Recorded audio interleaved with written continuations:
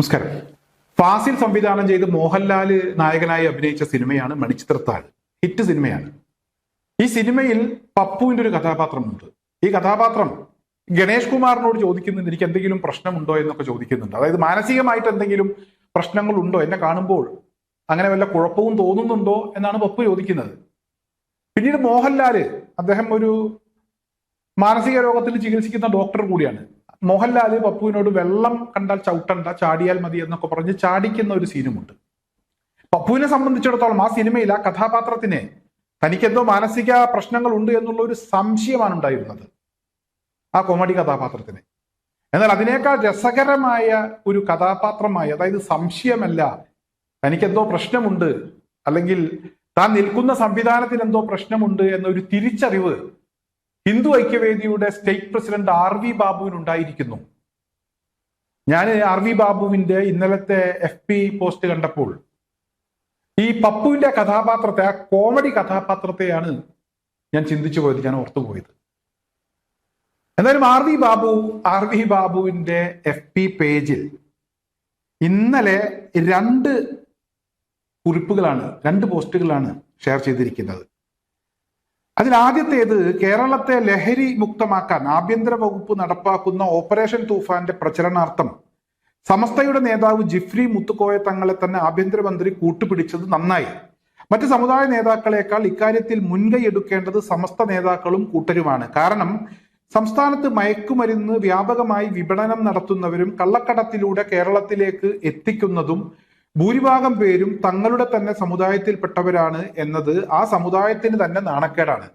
മയക്കുമരുന്നായാലും തീവ്രവാദമായാലും അത് ഞമ്മന്റെ ആൾക്കാരറിയാതെ ഇവിടെ നടക്കില്ല എന്നാണ് നാട്ടുകാരുടെ അനുഭവം. ഇതാണ് ആദ്യത്തെ കുറിപ്പ്, ആദ്യത്തെ പോസ്റ്റ്.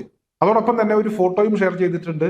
ഇവിടെ ചെന്നിത്തല ജിഫ്രി മുത്തുക്കോയ തങ്ങളെ കാണാൻ വന്ന് അദ്ദേഹത്തോടൊപ്പം നിൽക്കുന്ന ഒരു ഫോട്ടോ.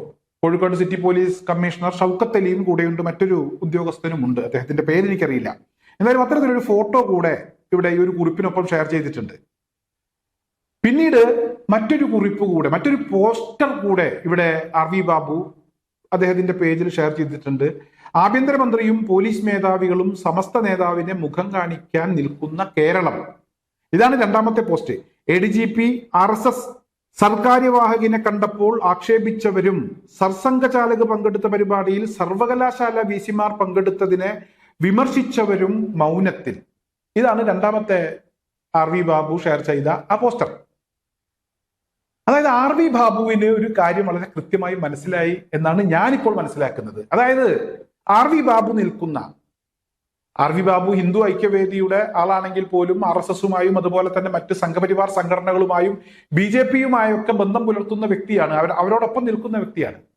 അദ്ദേഹം നിൽക്കുന്ന ആ സംവിധാനത്തിന് എന്തോ കുഴപ്പമുണ്ട് എന്ന് RV ബാബുവിന് തന്നെ മനസ്സിലായി. കാരണം ഇവിടെ കേരളത്തിൽ ഈ സർസംഘചാലകിന് VC-മാർ കണ്ടപ്പോൾ, അല്ലെങ്കിൽ സർസംഘചാലക് പങ്കെടുത്ത പരിപാടിയിൽ VC-മാർ പങ്കെടുത്തപ്പോൾ അതിനെ എതിർത്തതും വിമർശിച്ചതും ഇവിടുത്തെ മുസ്ലിം മതവിഭാഗത്തിൽപ്പെട്ട ആളുകളല്ല. മതേതര കേരളത്തിലെ ഇവിടെ എല്ലാ വിഭാഗം ആളുകളും ഒറ്റക്കെട്ടായാണ് അതിനെ എതിർത്തത്. ഏതെങ്കിലും മുസ്ലിം മതവിഭാഗത്തിൽപ്പെട്ട ആളുകൾ മാത്രമാണ് അതിനെ എതിർത്തതെങ്കിൽ നമുക്ക് ആ എതിർപ്പ് കാര്യമാക്കേണ്ടതില്ല, അത് മുഖവിലക്ക് എടുക്കേണ്ടതില്ല. എല്ലാവരും ഒരുമിച്ച് എതിർത്തു. മാപ്പ് പറയണം എന്ന് പറഞ്ഞത് കേരളത്തിന്റെ മുഖ്യമന്ത്രി VD സതീശനാണ്. ഞാനിവിടെ ജാതിയോ മതമോ ഒന്നും പറയുന്നതല്ല. VD സതീശൻ എന്തായാലും മുസ്ലിം അല്ല. അതുപോലെ തന്നെ അത്തരത്തിൽ ഉത്തരവാദിത്തപ്പെട്ട സ്ഥാനങ്ങളിൽ ഇരിക്കുന്ന KC വേണുഗോപാൽ, അദ്ദേഹം AICCയുടെ ജനറൽ സെക്രട്ടറിയാണ്. അദ്ദേഹം പറഞ്ഞത് ഇവരെ പിടിച്ച് പുറത്താക്കണമെന്നാണ്. അതുപോലെ തന്നെ രാജ്യത്തുടനീളം പരിശോധിക്കുകയാണെങ്കിൽ നിരവധി ആളുകൾ, മുസ്ലിങ്ങളല്ലാത്ത, മുസ്ലിം മതവിഭാഗത്തിൽപ്പെടാത്ത ആളുകൾ ശക്തമായി തന്നെ RSSനെയും അതുപോലെ തന്നെ സംഘപരിവാർ സംഘടനകളെയും അവരുടെ വിവരക്കേടിനെയും ഒക്കെ ശക്തമായി എതിർക്കാറുണ്ട്. ഇത് മനസ്സിലാക്കി RV ബാബുവിന് സഹിക്കാൻ കഴിയുന്നില്ല. അദ്ദേഹം ഇവിടെ എന്തോ പ്രശ്നം തങ്ങൾക്കുണ്ട് എന്ന് മനസ്സിലാക്കിയതിന്റെ ഭാഗമായിട്ടാണ് ഈ ഒരു പോസ്റ്റർ അല്ലെങ്കിൽ ഈ ഒരു കുറിപ്പ് ഷെയർ ചെയ്തിരിക്കുന്നത് എന്നാണ് ഞാൻ മനസ്സിലാക്കുന്നത്. പപ്പുവിന് സംശയമായിരുന്നു മണിച്ചിത്രത്താഴ് സിനിമയിലെ പപ്പുവിന്റെ കഥാപാത്രത്തിന് വെറും സംശയമായിരുന്നു ഉണ്ടായിരുന്നതെങ്കിൽ RV ബാബുവിനെ സംബന്ധിച്ചിടത്തോളം അദ്ദേഹം നിൽക്കുന്ന സംവിധാനത്തിന് എന്തോ കുഴപ്പമുണ്ട് എന്ന് അദ്ദേഹത്തിന് തന്നെ മനസ്സിലായി. സഹിക്കാൻ പറ്റാത്ത അദ്ദേഹം FBയിൽ തങ്ങളെയൊക്കെ ആക്ഷേപിച്ച ഒരു കുറിപ്പ് രേഖപ്പെടുത്തി. ചില ആളുകൾ അതിനടിയിൽ RV ബാബുവിനെതിരെയൊക്കെ രംഗത്തുണ്ട്. ഞാൻ പറയുന്നു RV ബാബു അദ്ദേഹത്തിന്റെ മനസ്സിലുള്ള സങ്കടമാണ് പങ്കുവച്ചത്. എന്തോ പ്രശ്നമുണ്ട് എന്ന തിരിച്ചറിവാണ് പങ്കുവച്ചത് എന്ന് ഏവരും മനസ്സിലാക്കണം എന്നാണ് എനിക്ക് ആദ്യമായി അഭ്യർത്ഥിക്കാനുള്ളത്. ഇനി RV ബാബുവിന്റെ ശ്രദ്ധയിലേക്ക് അദ്ദേഹം മനസ്സിലാക്കേണ്ട എന്താണ് ഈ കുഴപ്പം, ജനങ്ങൾ RSSനും അതുപോലെ തന്നെ സംഘപരിവാർ സംഘടനകൾക്കും ഒക്കെ കണ്ട കുഴപ്പം എന്താണ് എന്ന് ചോദിച്ചാൽ, സർസംഘചാലകും തങ്ങളും തമ്മിലുള്ള വ്യത്യാസം, അതായത് അജഗജാന്തരം എന്ന് നമുക്കതിനെ വിശേഷിപ്പിക്കേണ്ടി വരും. ആനയും ആടും തമ്മിലുള്ള വ്യത്യാസമുണ്ട്. അതായത് ഒരിക്കലും തങ്ങൾ എവിടെയും പോയി വിഷം തുപ്പാറില്ല. മറ്റൊരു മതവിഭാഗത്തിൽപ്പെട്ട ആളുകളുടെ അവരുടെ വിശ്വാസവുമായി ബന്ധപ്പെട്ട് ഇടപെടാറില്ല.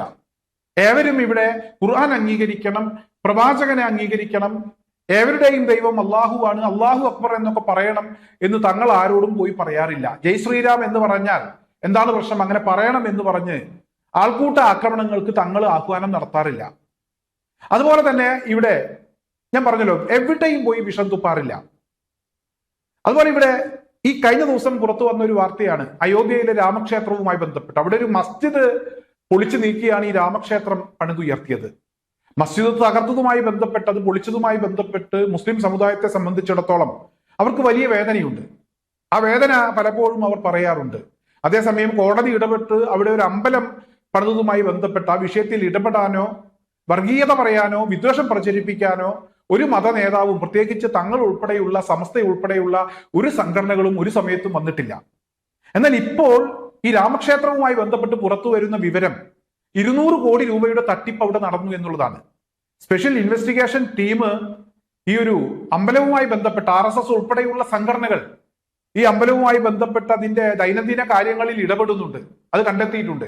അവരവിടെ നിന്നും പുറത്തു പോകരുത്, അയോധ്യ വിട്ടു പോകരുത് എന്നുള്ള ഒരു ഉത്തരവ് പുറപ്പെടുവിച്ചിരിക്കുകയാണ്. എന്തായാലും ഈ ഒരു വിഷയവുമായി ബന്ധപ്പെട്ടും തങ്ങളോ അല്ലെങ്കിൽ മറ്റേതെങ്കിലും മുസ്ലിം മതവിഭാഗവുമായി ബന്ധപ്പെട്ടുള്ള നേതാക്കന്മാരോ ഒരക്ഷരം പോലും പറഞ്ഞിട്ടില്ല. വേദനയൊക്കെ ഉള്ളിലുണ്ട്. ഇതിനായിരുന്നോ നിങ്ങൾ അവിടെ പള്ളി പൊളിച്ചത് എന്നൊരു ചോദ്യം പോലും അവർ ചോദിച്ചിട്ടില്ല. എന്തായാലും RSSുമായി ബന്ധപ്പെട്ട് നിൽക്കുന്ന ആളുകളാണ് ഈ കോടിക്കണക്കിന് രൂപ അവിടെ കൊള്ള നടത്തിയത് എന്ന കാര്യം ഇതിനോടകം വ്യക്തമാണ്. ഇവിടെയാണ് തങ്ങളും RSSകാരും തമ്മിലുള്ള വ്യത്യാസം. ഞാൻ ഏറ്റവും ലേറ്റസ്റ്റ് ആയിട്ടുള്ള ഒരു വിവരം RV ബാബുവിന്റെ ശ്രദ്ധയിലേക്ക് കൊണ്ടുവരികയാണ്. എന്താണ് എന്ന് മനസ്സിലാകാത്ത ഒരു സാഹചര്യം ഉണ്ടാകരുത് എന്ന് കരുതിയാണ് ഞാൻ വ്യക്തമായി പറയുന്നത്. ഒരിക്കലും ഇങ്ങനെ പള്ളിയുടെയോ അമ്പലത്തിന്റെയോ മുതൽ കട്ടുമുടിക്കാൻ തങ്ങൾ ആർക്കും നിർദ്ദേശം നൽകില്ല. തങ്ങൾ ആ പണിക്കും നിൽക്കില്ല. വർഗീയത പറയില്ല, വിദ്വേഷ പ്രചരണങ്ങൾ നടത്തില്ല. പിന്നെ മറ്റൊരു പ്രധാനപ്പെട്ട കാര്യം, ഇവിടെ മലമൂത്രം വിസർജ്യ വസ്തുക്കൾ ഭക്ഷിക്കണം എന്ന് പറയില്ല.